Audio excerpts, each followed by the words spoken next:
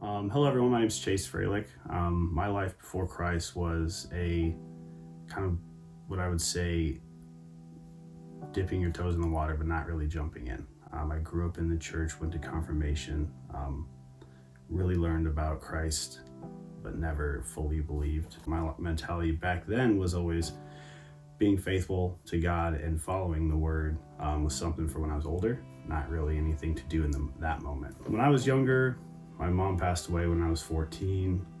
She was really my source of comfort when I was a kid.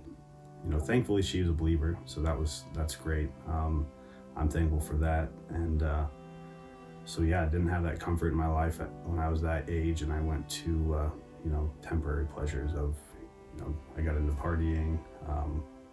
Really, just looking back on it, I was just kind of really lost, and still kind of same thing. We were still going to church.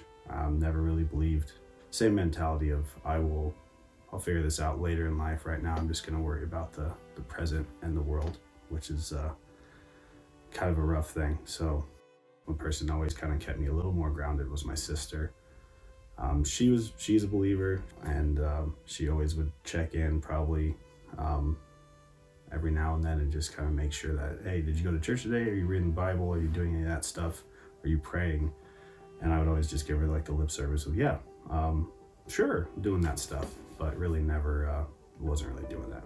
The moment I went from knowing about Jesus to believing him, I think I was like 16 or 17.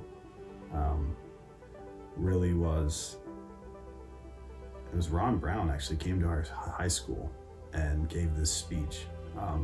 I couldn't even tell you what was in the speech. I just remember at the end,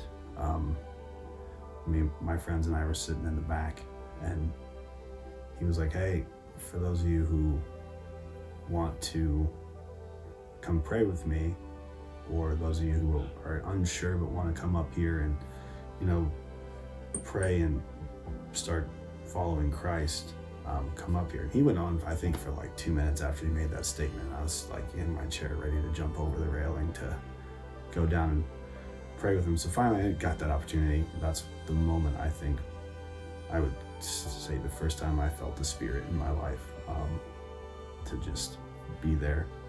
And my heart was really full. So after that moment, I remember leaving and calling my sister and kind of told her that, yeah, I get it. This feeling is something I've never felt before, and I'm ready. But then, fast forward into life, I was definitely went through a lot of waves of being a Christian, and waves of belief where, there were a lot of times I just turned my back on God. After college, I graduated at UNO. I moved down to Dallas, Texas. That's where it kind of all started slowly changing in my life. I had a good group of friends where I had an incident happen to one of them, and we all kind of realized that we needed to start going to church. So me and one of my friends went to church every week for like a year and a half together, and that was kind of great. I would still call us. We were more of a Sunday morning Christians on that point, but slowly that's where I can definitely say that the Lord was working at pulling on our heartstrings to start being more faithful and to realize and understand our sins, which I could start recognizing them then. Still took a while, still was definitely dipping my toes in the water, not exactly jumping in, but took me a little while. Shortly after that, I moved to California. I would call that probably my darkest times in life. I was not at all focused on anything with religion. I was kind of living that lifestyle of just very sinful. Then from California, I moved out to Washington, D.C. At that point, I was just more angry, I think, when I lived there. I was frustrated with how my life was, my work was going. I was frustrated with I felt lost and alone all the time. So what I ended up doing was found a job back here in Nebraska, quit my job, moved home, moved to Lincoln actually, went to City Light in Midtown or Central in Lincoln, got into a city group, got into the Word. After Lincoln, I moved to Omaha.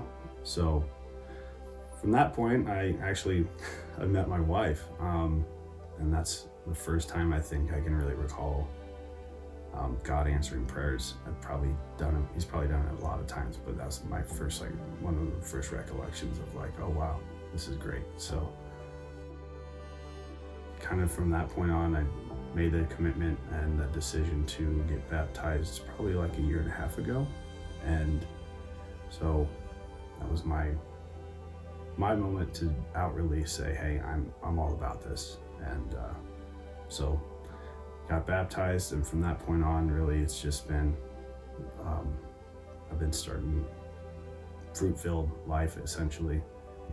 The more I get into the Word every morning, like, my whole day is already set and ready. So I'm starting, reading the Bible has been something that I never really did until like after I turned 30. It was more of listening. So this has been just great. Recently had a son about 6 weeks ago. Another answered prayer. God is so good. He's granted prayers.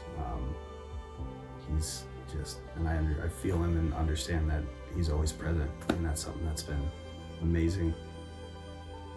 So why I think somebody should be baptized?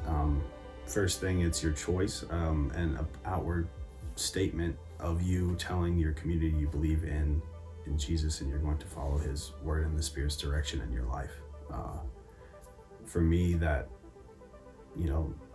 I kind of put it in the sense of, a lot of times you're just about yourself even with your religion. It's me and God. But like, when you get baptized, you're outward, and your whole church sees it. You're entering into a community, and making this public commitment that I want to follow Christ.